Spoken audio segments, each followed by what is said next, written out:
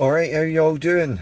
Um, Great response and stuff from the range video that we did. Really enjoyed doing it as well because I think, putting the tape onto my jacket, putting the line in, and the reference points, if you watch the videos, Jim Flick, Ballard, Rocca Media with Ballard.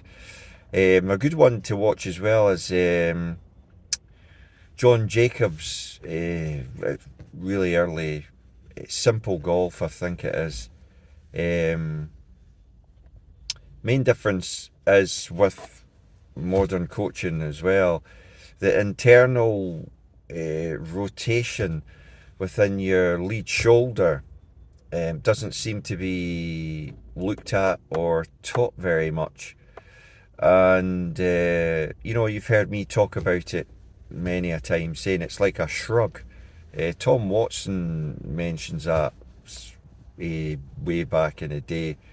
You got to almost shrug your shoulders into this locked position because, as John Jacobs said in virtually every pro, um, that is working on a swing, your arms have to go up and down a lot more than they have to move on an arc. And through plain descriptions and people watching, the plane shape, I think that's where everyone thinks that, yeah, club has to move away on this arc. And in fact, you're driving the whole thing upwards on that 45 with your shoulders engaged into this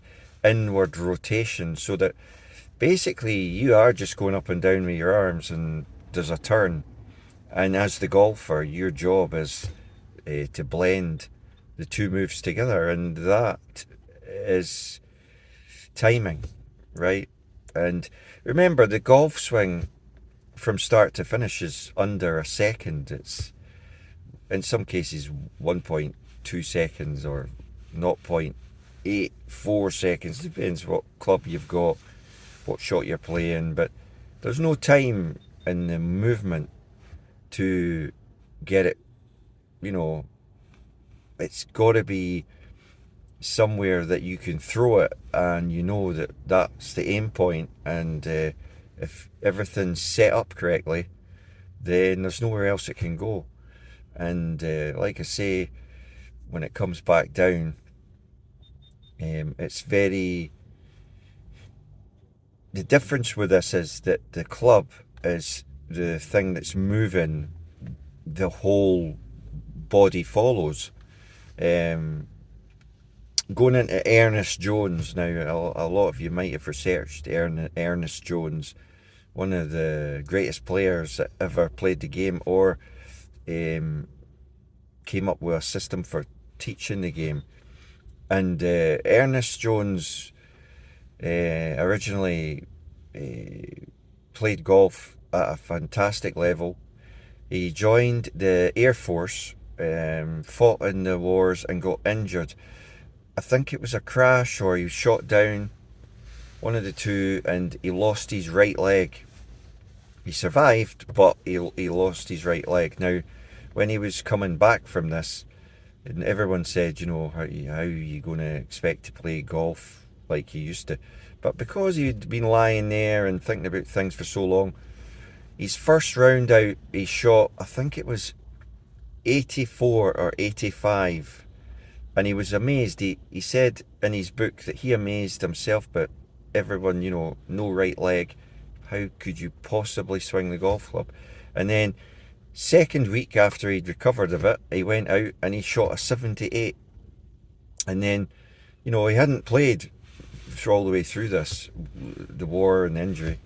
So he then started to get a lot better, and he wrote a number of books about it. So it's something that you should research as well, because it's like everything in golf.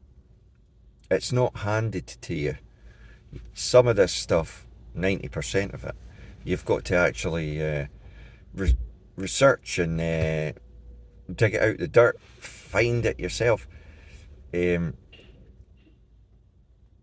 That's the fantastic beauty of this game of golf.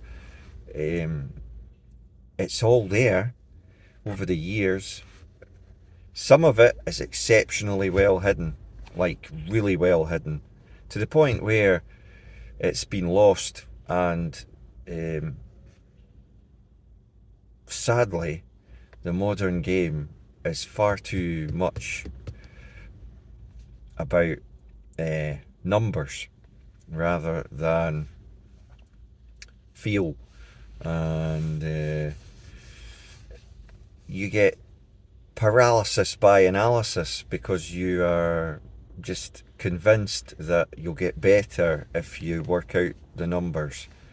That only happens if you've got a grooved, really solid golf swing and you can actually take that information on board. But till you've got that part of it is going to just cause you more problems than anything.